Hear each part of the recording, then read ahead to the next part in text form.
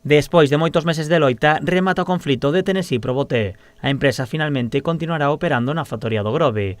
O pasado día 21, a xuíza instrutora do concurso aceptou a oferta de Tomás Guillén, unha das 3 empresas interesadas e a que menos gustaba no sindicato da CIGA.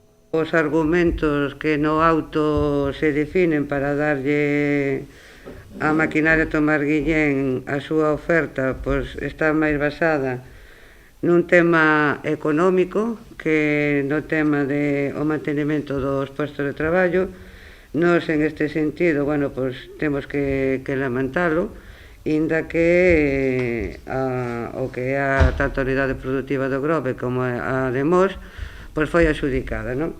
A oferta de Tomás Guillén manterá tan só 19 postos de traballo, mentres que as outras dúas superaban os 70.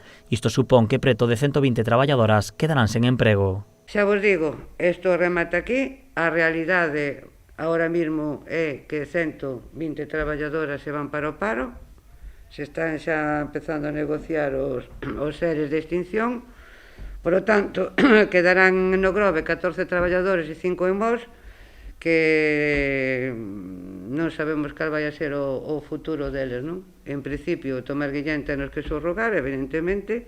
A desconfianza da CIGA e das traballadoras coa oferta de Tomás Guillén ven dada polos plans da empresa. A compañía renovará por completo a factoría, o que suporá estar preto dun ano sen actividade. Que non está reflejado en ningún papel que obrigue a nada, a abrir nin a facer nada.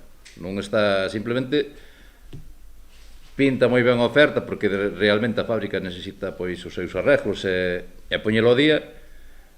E non máis, o sea, que non está obligado, non hai nadie que un papel no xulgado ou nada que obligue a esa continuidade. Dende a CIGA agardan que a empresa cumpra co prometido e que unha vez recuperada a actividade poida contratar a máis traballadoras. Tomás Guillén terá agora un mes para pechar unha compra que superará os 3 millóns de euros.